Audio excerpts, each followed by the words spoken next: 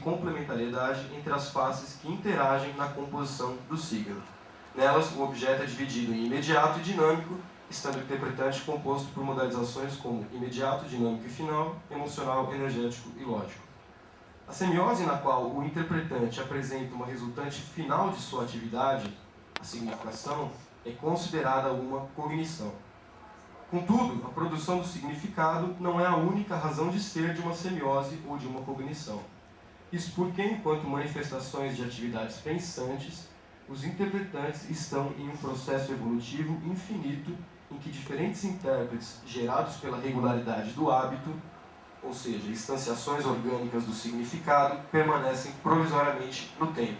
Então, repetindo, os intérpretes gerados pela regularidade do hábito são instanciações orgânicas do significado, permanecendo provisoriamente no tempo.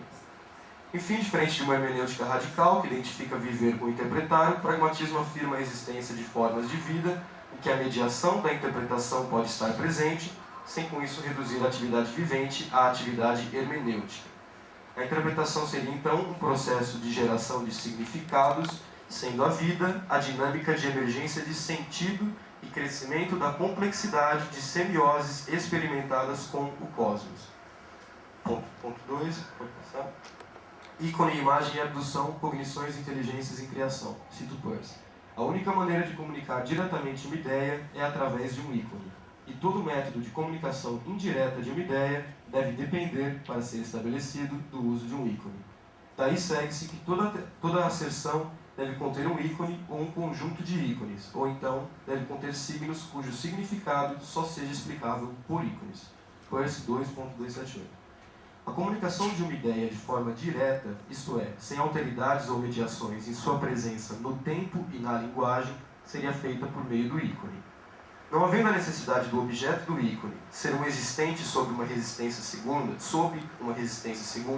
o ícone se constitui como um signo que representa as qualidades originais de seu objeto em suas próprias propriedades.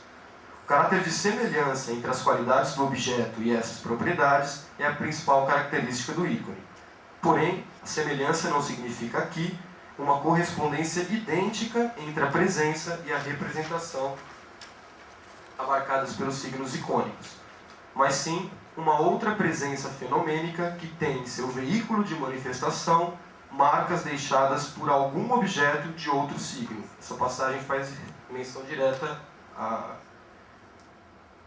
citação que eu iniciei o texto. Com Peirce, podemos entender que o ícone seria dividido em ícone puro, composto de ícone atual, em seu aspecto passivo e ativo, e signos icônicos, ou hipoícones, compostos de imagens, diagramas e metáforas. Cito Peirce mais uma vez. Os hipoícones, grosso modo, podem ser divididos de acordo com o modo de primariedade de que participem. Os que participam das qualidades simples, ou primeira primariedade, são imagens. Os que representam as relações, principalmente as diádicas, ou as que são assim consideradas, das partes de uma coisa, através de relações análogas em suas próprias partes, são diagramas.